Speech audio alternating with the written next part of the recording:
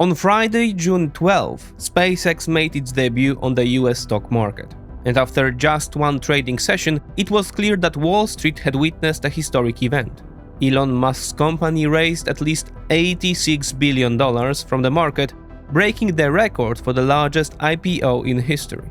The offering price of $135 per share valued SpaceX at around $1,770 billion.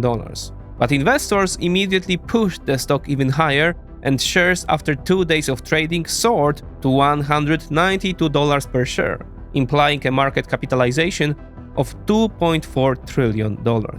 In practice, SpaceX instantly joined the absolute elite of global capitalism, while Elon Musk, according to current market evaluations, became the first trillionaire in history. But SpaceX's debut is not just a story about money. It is the moment when something larger than another giant technology company begins to take shape before our eyes.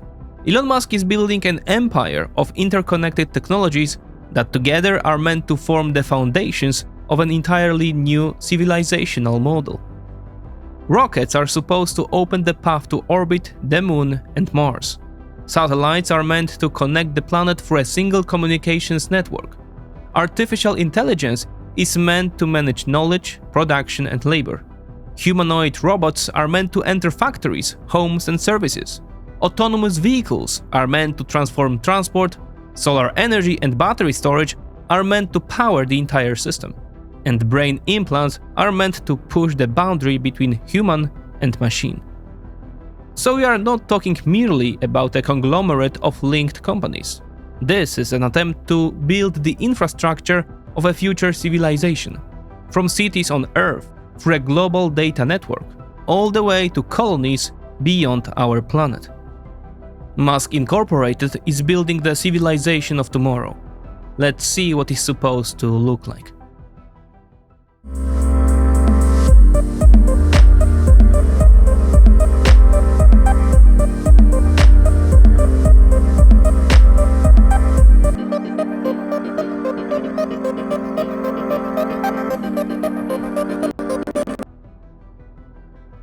Before we begin, this is not an investment thesis, and it is certainly not a recommendation to buy anything connected to Musk.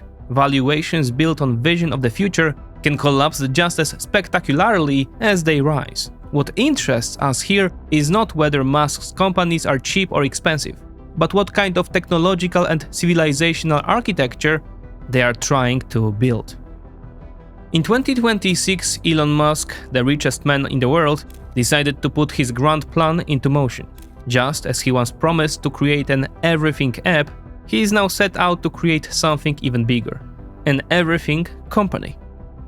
xAI, his artificial intelligence company, acquired X, the platform formerly known as Twitter. Then xAI itself was absorbed by the space giant SpaceX. Of course, all of them ultimately answered to Musk. Soon, xAI is expected to become simply SpaceX AI, SpaceX's own AI brand. And according to media reports and expert analysis, the next step could be a merger with Tesla, the pioneer of electric mobility and robotics. After that, taking over Neuralink and the Boring Company would be almost a formality. So what exactly is Musk planning? Why, after years of letting his companies branch out separately, he has decided to bring them together? If not yet formally, then at least operationally. Are we standing at the threshold of the first truly science fiction corporation? A Musk corporation that, like Weyland-Yutani from the Alien series, stretches from Earth all the way to the stars.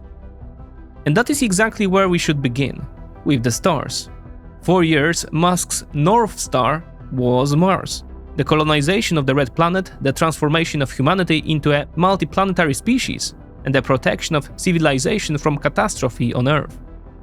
But today it is becoming increasingly clear that Mars is only one piece of a much larger puzzle. Musk no longer speaks only about rockets, cars, or robotics. He speaks about an entire model of civilization. In recent months, he has increasingly described his vision with the phrase amazing abundance. A world in which energy is cheap, transport is autonomous, work becomes increasingly voluntary, and robots and artificial intelligence take over most of the tasks currently performed by humans. A kind of utopian vision, one that inspires hope in some, anger or fear in others. The real question is, how does Musk intend to get there? The answer is this. Musk wants to build an entire system of integrated products, technologies and platforms. Cheap, autonomous electric vehicles from Tesla are meant to move people, goods and robots. Robots, such as Optimus, are meant to replace not only factory workers, but couriers, delivery drivers, cleaners, mechanics, and in theory, almost every profession in the world. Their interaction with the world will not be limited as it is today.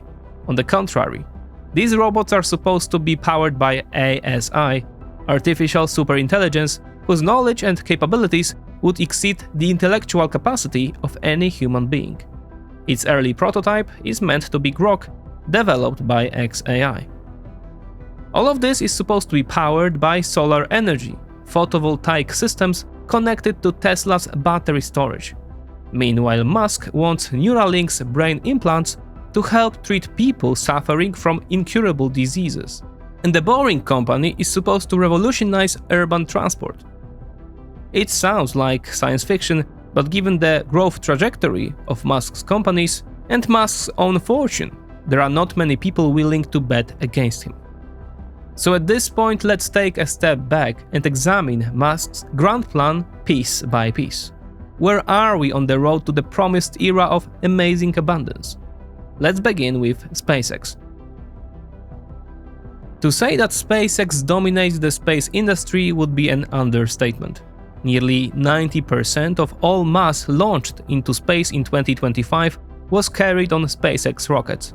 Its constellation of almost 10,000 Starlink satellites provides high-speed connectivity to tens of millions of customers around the world, and to millions more every day on passenger aircraft and ships. Its military system, Starshield, supports the Pentagon, Ukraine, and other American allies. And all of this is only where things stand today. We are on the eve of Starship's operational launches, a rocket designed not only to become the first fully reusable launch system, but also to radically cut launch costs and dramatically increase flight frequency.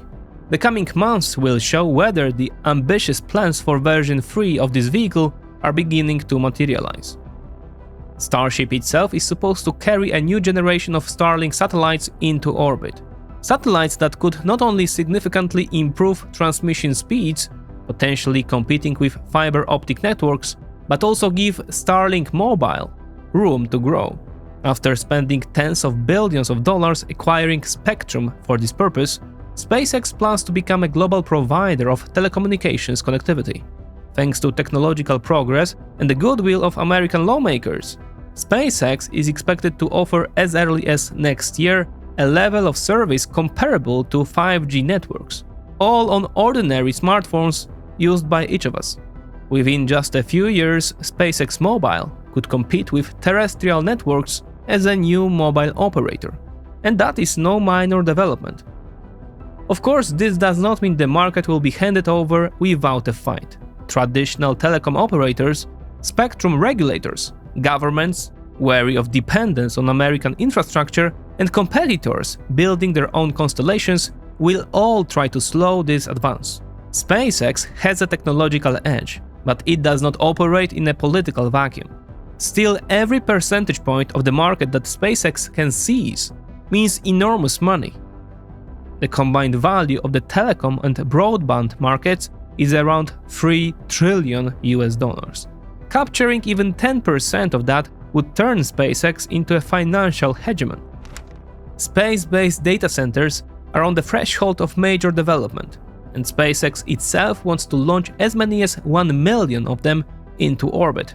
From official information and media leaks, we already know that Anthropic, the company behind the Claude AI model, as well as Google, have been discussing partnerships with SpaceX in this field. This remains an ambitious technology, and one that many in the industry still question. As a recent Cornell University article points out, the challenges include mass per kilowatt of power, cooling through radiators, Earth-to-orbit communications, hardware lifespan, launch costs, and the cost of replacing satellites. In the author's baseline scenario, Orbital compute makes economic sense only with a very low launch and satellite construction costs, high utilization and long service life. But Musk wants to try. And if he wins this bet against reality as well, it would once again open an entirely new, untouched stream of cash for the whole conglomerate. Literally, in recent days, SpaceX unveiled the design of its AI satellite. And let's remember, demand for computing power is enormous. The current agreement alone with Anthropic, giving it access to Musk's giant Colossus One data centers for Claude, is worth $1.25 billion a month. The full contract, running until May 2029, is worth around $45 billion. SpaceX wants to launch its first data centers into orbit as early as the beginning of 2028. But the plans extend far beyond low Earth orbit. SpaceX and its Starship HLS are, after all, a key element in America's crewed return to the surface of the Moon, and at the same time, the future of commercial Earth-Moon transport. All of this is meant to enable NASA's new program to build the first permanent lunar base inhabited by humans. Yet SpaceX and Musk are not abandoning plans for missions to Mars and eventually its colonization. Delays in the Starship program, combined with a change of leadership at NASA, created a time window for building a real space economy. Depending on the progress of the Starship program, the first test flight to Mars could still take place in 2028. It is worth remembering that the brutal laws of orbital physics allow flights to Mars only roughly every 2 years. Musk's schedule for Mars missions is being built around that constraint. The culmination of work on the lunar and Martian programs is supposed to be the company's own spacesuit, but it is being developed with a radically different approach, one typical of Musk's projects. If space bases are to have hundreds, thousands, or even millions of residents, that will require the ability to mass-produce spacesuits capable of surviving the harsh conditions of alien worlds. To understand the scale of this challenge, consider that across several decades, NASA has built only 18 sets of spacesuits for spacewalks in its entire history. They cost roughly $300 to $400 million to develop, and their annual maintenance costs around $150 million. Moving to production in the thousands per year would be a long-awaited revolution. Guys, 2 short announcements before we move on. First, Serhiy'a, who translated GTBT Ukraine before enlisting in the Ukrainian Air Force, has set up a fundraiser to collect money for shelters for Ukraine's unmanned systems, helping keep them safe from Russian long-range drones. You can support the fundraiser via the link down below. Second, as you might already know, we continue publishing GTBT's short-format series called Essence. Basically, these are our episodes turned into 8 10-minute pills. And no, the voice actor is not AI. Pozdrawiam, Barney. Okay, let's move on.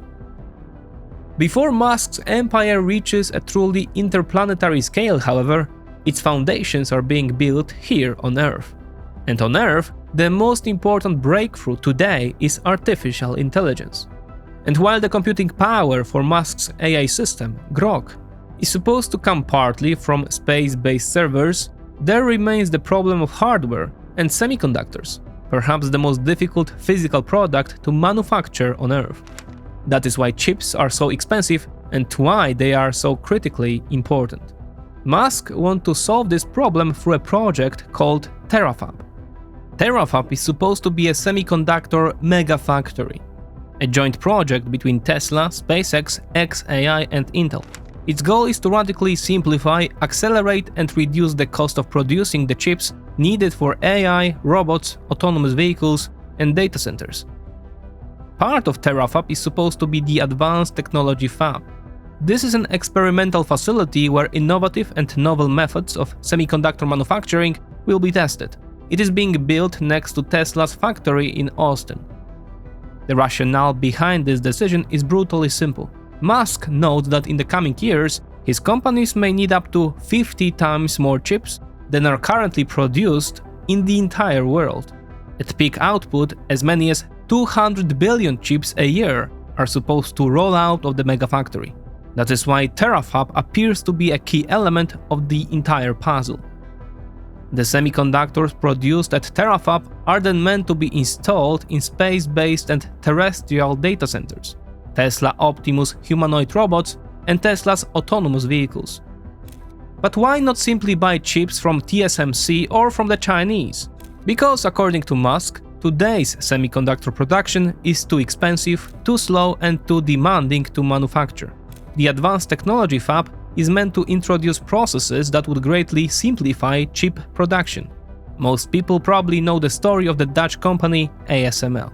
Musk's audacity is visible in the fact that with Terafab, he wants to throw much of that company's accumulated experience into the trash. One of the planned improvements is to eliminate so-called clean rooms. Chips would instead be produced inside special ultra-sealed modules placed in ordinary production halls. This is only one of many ideas that Tesla, SpaceX, and Intel engineers are supposed to test. The factory is meant to operate on the most advanced process nodes and fully integrate every stage of production. Terafab wants to essentially reinvent the production cycle for the latest generation of semiconductors. Current estimates put the cost at between $50 billion and $110 billion per factory. At this point, Musk's vision collides sharply with the views of many people in the semiconductor industry. Producing the most advanced chips is not just a problem of scale and money. Many argue that you cannot simply leap over decades of accumulated know-how, replace thousands of specialized suppliers, or create machines of almost superhuman precision overnight. On top of that comes chemistry, optics, contamination control, and process design. Well, once again, we will find out whether Elon can pull it off and defeat the skeptics. Though it is worth noting that Musk is also holding talks with the industry's hegemon, ASML. And so, just as SpaceX is meant to dominate the space economy, Tesla is meant to do the same on Earth. And the plans do not end there. The Austin giant is now entering a phase of radical transformation, in which the traditional automotive business seems to be pushed somewhat to the side. The clearest sign of this is the complete discontinuation of the Model S and Model X, whose production lines are to be dismantled to make room for lines producing the Optimus humanoid robot. Tesla will be left with only 3 models available to ordinary customers: the Model 3, the Model Y, and the Cybertruck. Tesla is already looking in other directions. The first of these is of course autonomous vehicles. According to the company, cars operating in supervised full self-driving have already driven more than 15 billion kilometers across several countries. Every month, nearly 500,000 people use the $99 subscription that enables this kind of driving, while more than 1.3 million have access to the service after purchasing the package with their car. The second key branch, and ultimately the only one meant to remain active, is full autonomy. Autonomous vehicles that will allow us to fall asleep and wake up at our destination without ever intervening in the car's movement. In April, Tesla began production of the Cybercab, the first mass-produced vehicle with neither a steering wheel nor mirrors. Produced exclusively in gold and already built in at least several hundred units, the car seats 2 people and has a very large trunk. According to Tesla, this will allow to handle as much as 90% of all rides at a small fraction of the cost of traditional taxis. With annual production planned in the hundreds of thousands, we are talking about a complete revolution in a ride-hailing market worth $250 to $300 billion a year. Fully driverless Tesla taxis are already operating in Austin, Dallas, and Houston, and the company is formally working on expanding to more than a dozen additional US cities. In the future, an extremely futuristic-looking autonomous bus is also expected to enter production, adapted both for transporting people with disabilities and for carrying goods. Notice that here too we are seeing a clash of approaches. Competitors, such as Waymo, have chosen a more expensive but proven technology using additional sensors, while Tesla relies solely on cameras. Whether full autonomy can be achieved, quote, on the cheap remains an open question, but Musk is convinced he will win this race as well. Supervised autonomy is already coming to Europe.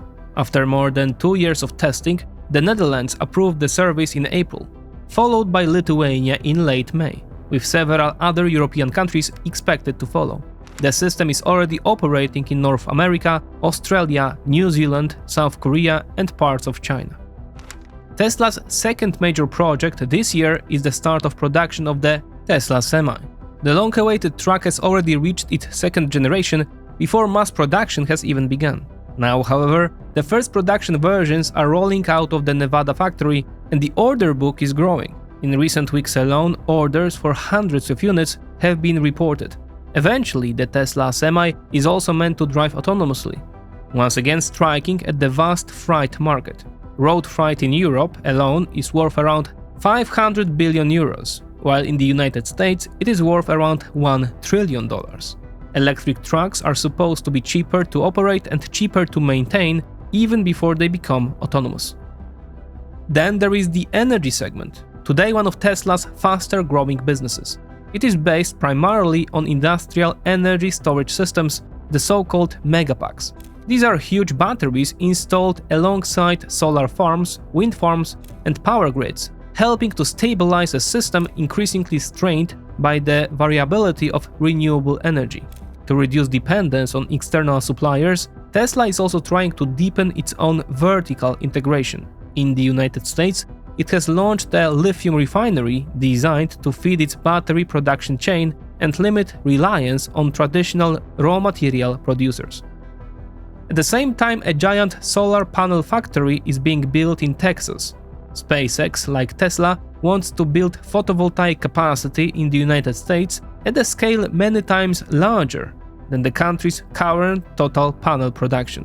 Part of that energy would power Tesla's terrestrial applications. Part of it, in the longer term, could power SpaceX space-based data centers.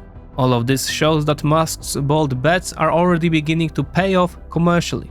Of course, by traditional measures, such as the price-to-earnings ratio, the valuations of his companies still look extremely high compared with established brands. But the market seems to assume that Musk is not building individual companies.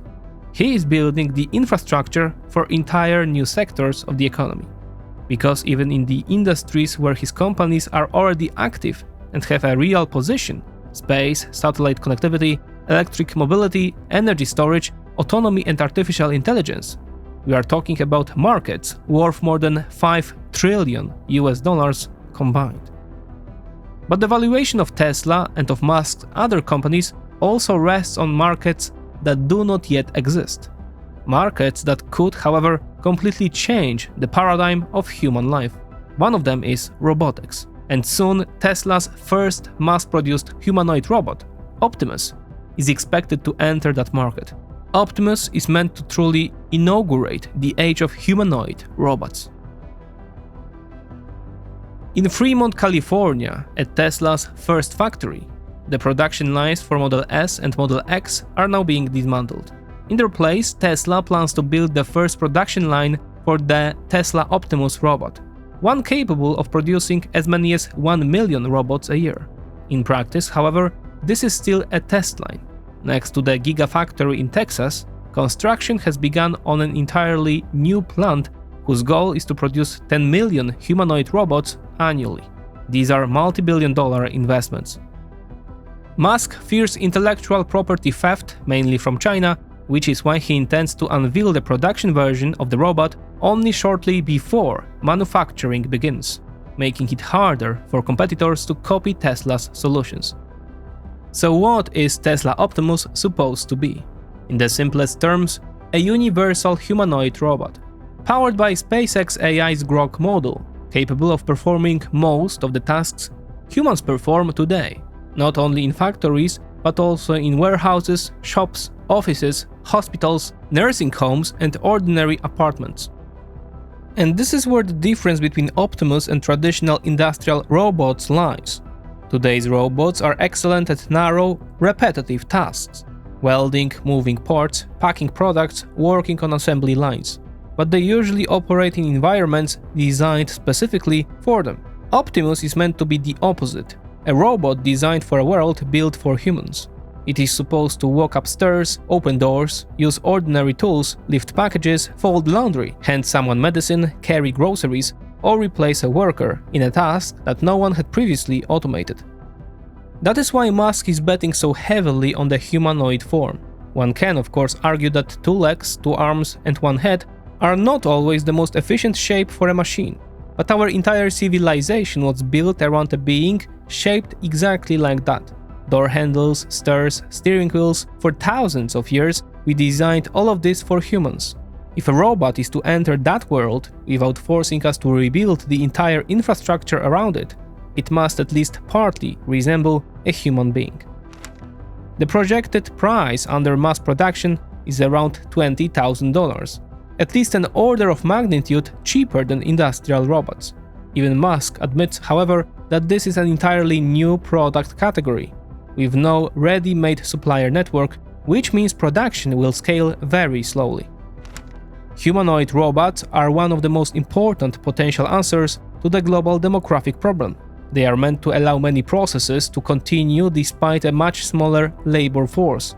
In other words, to sharply improve productivity, and with it, the pace of development. It is not hard today to imagine a household robot equipped with a constantly updated version of a top-tier AI model capable of performing all the unwanted work, from taking out the trash to caring for the sick, to serving as private domestic help. Tesla is preparing for the mass production of humanoid robots right now. This is a reality just around the corner. Skeptics reply, however, that between a functioning prototype on stage and millions of robots working in the real world lies a vast gap. Reliability, safety, maintenance costs, battery life, legal liability, and the simple everyday unpredictability of human environments. Musk, however, does not seem afraid of this. He's betting on a model of constant iteration, constant improvement. Inevitably, in a vision like this, many of us picture scenes straight out of the Terminator Rise of the Machines movie. And indeed, for years Musk warned that the rapid development of uncontrolled AI could threaten the human species. He began as a co-founder of OpenAI, one of the pioneers of the field, but after years of disputes he left the company and in 2023 founded a new one, xAI. From the beginning, xAI focused on competing with the world's leading language models. Here, unlike in many of his other visions, Musk had to chase the market. That is how Grok was born, later expanded into products such as Grokipedia and Grok Build. But Musk's company assumed from the start that the AI race would not be won only by whoever built the best model. It would also be won by whoever could give that model the most computing power. That is why at extreme speed, sometimes within just a few weeks, new data centers were brought online to train AI models. Today, SpaceX AI controls some of the largest facilities of this kind in the world. Colossus 1 and Colossus 2 built in record time. xAI had to put major resources on the board because OpenAI, Anthropic and Google have a stronger presence in companies, developer ecosystems and corporate integrations. So Musk is trying to bypass part of that path through infrastructure, acquisitions and integration with his own empire. This is where Cursor enters the picture. Thanks to the Colossus data centers, SpaceX AI has access to its own computing power, but also the ability to sell that power to other companies, including the previously mentioned Anthropic and Cursor AI. Cursor, a direct rival to the hit product Claude Code, is a programming tool regarded as one of the fastest growing SaaS products in history. According to media reports, SpaceX AI is interested in acquiring Cursor for around $60 billion. Such a move would allow SpaceX AI to enter the business and developer software segment where Grok still does not have a position comparable to ChatGPT or Claude.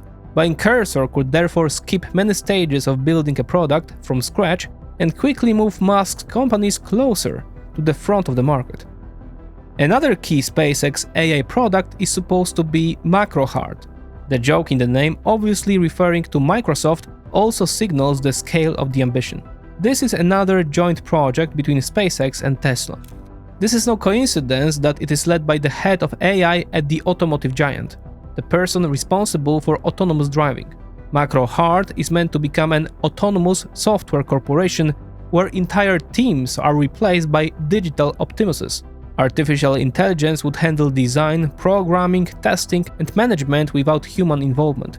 One could see this as a major extension of the Grok build or Claude Code concept. And even here, we still have not reached the end of Elon Musk's empire. Musk is interested not only in space on the macro scale, but also on the micro scale, our minds. Neuralink is a biomedical company developing brain implants designed to improve the lives of people with severe disabilities, and in the future, perhaps even enhance natural human abilities. Neuralink has already received its first approvals for human trials, and today more than 20 people are living and functioning with Neuralink implants. Most of them are people with spinal cord injuries or with ALS. The chip allows them to control a mouse, a computer, or even a robotic arm with their thoughts, and they can do so with a level of performance comparable to healthy people. In the coming months, the first patients are also expected to receive an implant designed to restore their sight. What is supposed to make Neuralink unique is its full focus on commercial deployment. The surgery itself is meant to be performed by an autonomous robot, take only several dozen minutes, and allow patients to return home the same day. The chip itself is also meant to be very cheap, with the full procedure costing around $1,000. In other words, we are talking about a price potentially accessible to the mass market. Mass production and commercial certification are expected in 2026 or 2027. And the final piece in Musk's grand puzzle is the Boring Company. It is boring because it is focused on tunnel boring and underground transport systems. Its basic idea is simple.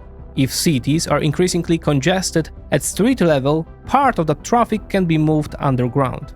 Not in the form of a classic metro system, but through a network of smaller tunnels used by Tesla electric cars, and in the future, potentially by autonomous vehicles as well.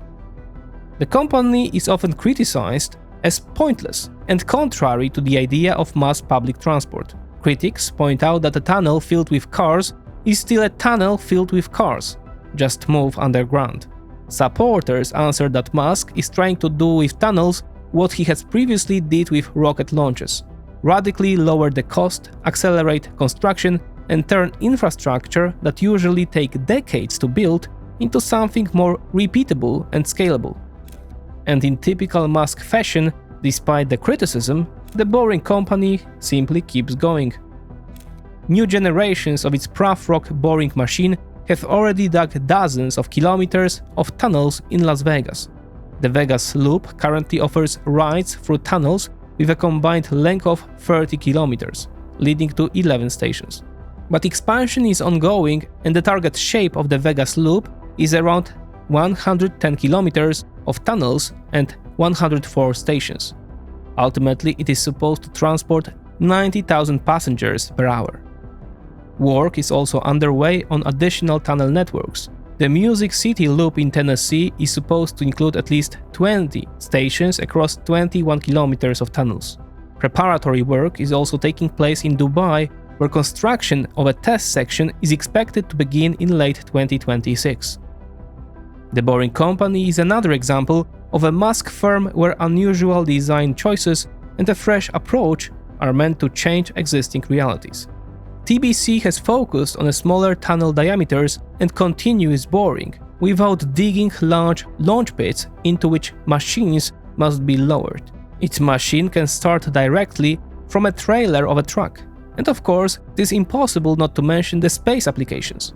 Building human colonies on the Moon and Mars also includes the prospect of underground tunnels, which could provide protection against the brutal conditions created by the lack of atmosphere on other worlds. And so we have completed a brief tour on what Elon Musk's companies are doing, although even that took us over 30 minutes. Musk is indeed a controversial figure, but without doubt an exceptional one. A visionary and an effective entrepreneur rarely appear in the same person.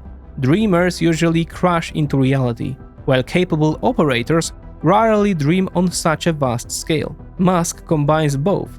He makes bets that sound like science fiction, And then again and again he delivers. His most important business decisions often looked insane before they turned out to be several years ahead of reality.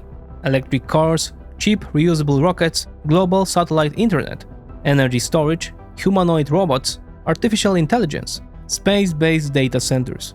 In each of these fields, Musk is not simply trying to build another company. He's trying to create entirely new layers of a future civilization. And the market sees it. Investors are enthusiastically pouring hundreds of billions more into his companies, not because they look cheap by traditional metrics, but because they assume Musk is not building individual firms. He is building the infrastructure for entire new sectors of the economy. But this is exactly where the question we began with returns. The question of a corporation straight out of science fiction movie, reaching across Earth and the stars at the same time like Weyland-Yutani from Alien. Because every centralization of this much power carries risks that cannot be ignored. What happens when the man around whom this entire empire revolves is no longer there? Will a struggle for influence erupt after him and tear the structure apart from within? And finally, the hardest question: should one company, however efficient, hold so much power over connectivity, transport, energy, and artificial intelligence all at once? Or given its enormous contribution to the development of civilization, should that not concern us at all? Whatever we think of Musk himself, one thing is certain. In the coming years, his companies will help transform the world on a scale that is difficult to predict today. Autonomous cars are already entering Europe. Starlink satellites are about to turn our phones into terminals. Robots are preparing to enter our homes. Whether we like it or not, we are participants in the greatest bet on humanity anyone has ever placed. And for that audacity in trying to change the world, Elon Musk deserves recognition.